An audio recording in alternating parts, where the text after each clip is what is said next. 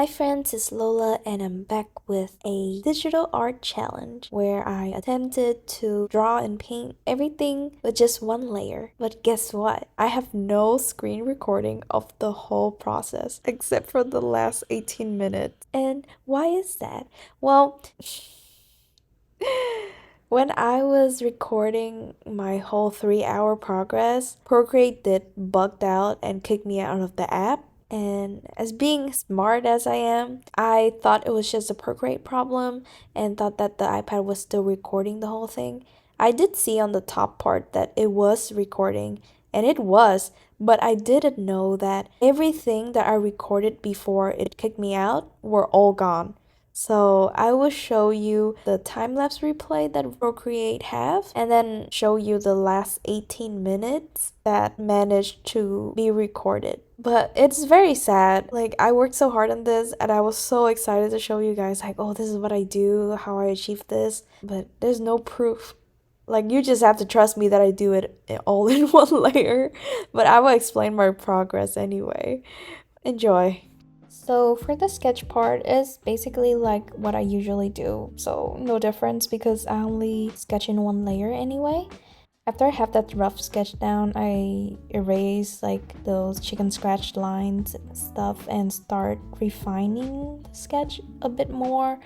And after that, this is when I was like, how am I supposed to color this? I was going to paint the whole background first because you know it's in the back and maybe you should do that first. But if I do that, I would lose all the sketch. That's why I decided to paint the face first. I try to paint around those lines like the eyes and the nose and then use a darker color to line over those details.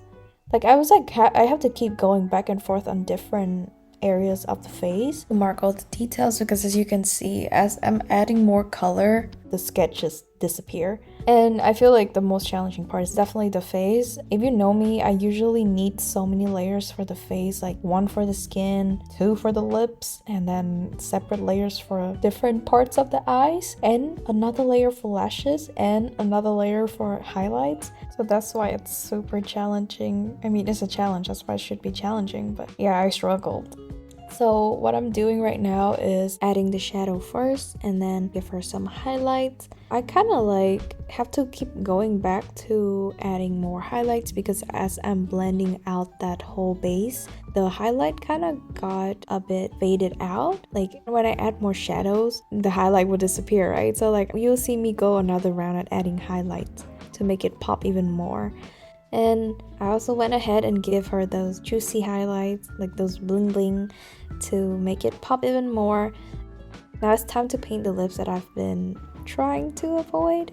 It was not too bad. Like I feel like painting in one layer was definitely not impossible, but the way I usually paint, I like to work fast and using like big strokes from my brush, and by having only one layer I cannot use alpha lock because that doesn't really work. I have to really keep my brush small and be more careful when I paint. After that, I give her some luscious lashes. Now I'm gonna work on the hair. I usually have two different layers for hair, one in the front and one in the back of the face. But you know, now we only have one layer, so I really have to be very careful because if I mess up this hair thing, it will mess up the skin part too, which I gotta be honest, I'm really proud of how I paint the skin here. I think it looks really nice. So I would hate it if the hair messed it up. So I have to work very slowly and be careful. I realized that the hair kind of overlapped with her top, so if I continue rendering the hair and then paint the top after, it will cover the whole part that I just rendered. So that's why I switched to like shading and rendering the top first. There's some texture on her top, but I didn't want to go into too much detail, so I kind of keep it kind of blurry and focus more on those folds and then use a brighter color to create those stripes just to keep a slight illusion of texture. And After that, I went back to the hair, and when I want to create that big gradient on the hair for the basic shadow, I overlocked the whole layer and used the lasso tool to separate the face from the hair and start working on just the hair part. That's why you see a little bit of white outline between the hair and the face, because I missed a few spots when I used the lasso tool. I also missed some spots on the top of her head too, though, so I unlocked the layer so I can fill in those gaps while also blending in her bangs from her face. Because of the lasso tool, there's like a weird harsh lines over there. I then go back and forth with the adding the shadows in smaller areas and then adding the base color on top and smudging, you know, like the usual hair shading steps. The only difference is that I cannot have a separate layer for the highlights. I didn't really struggle as much as I thought it would, because I feel like after that skin shading that I'm so proud of, I felt so confident and like kind of get a hang of how to figure this whole one layer thing out. It's time to address that white gap near her face. I had to sacrifice her luscious lashes there to paint the hair over, and then later on adding that lashes back in. For her bangs, I picked some of her skin color. I used a smudge tool and just brush up and down to give it that illusion of like thinner hair around her bangs, because her bangs are not like super thick, right? So you should see some skin. I then used a liquify tool to fix the proportions overall and adding some shadows here and there just to retouch the details before moving on to the next part. Now for the background. It sucks that I couldn't show you guys. What I did was I used select tool and pick automatic, and when I tap on my object it just selects just her, and then when I click invert it will deselect her, and I can paint everything around her freely. But because I think I didn't really adjust that automatic setting well enough, so that's why there's a lot of white gap. And now you're gonna see my screen recording of me fixing the rest of the drawing.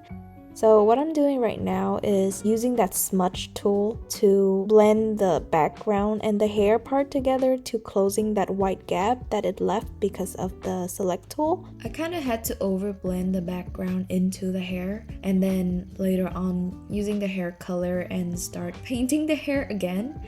And after closing all the gaps is a good time for me to add those little baby hairs flying around, like, you know, to give it more of a natural look, like as you can see in the reference. So I'm trying to match those baby hairs flying around, and I think it turns out pretty great.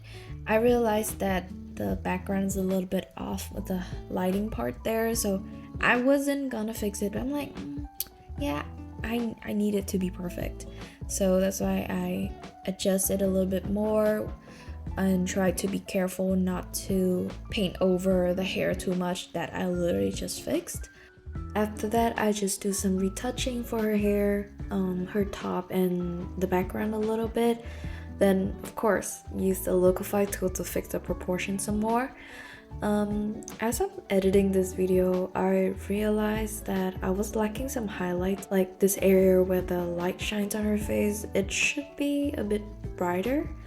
And the color of the background was a bit off, but I don't think it was anything too significant. Overall, I'm pretty happy with how it turns out. It made me realize that I've been relying on layers and layer modes too much. I thought I was done here, so I'm showing that I only use one layer. But then I noticed that the hair still looked kind of messy, so I fixed that a little more and touch up the other parts. And that's about it for this challenge. I hope you guys enjoy watching this. Maybe you should try it out.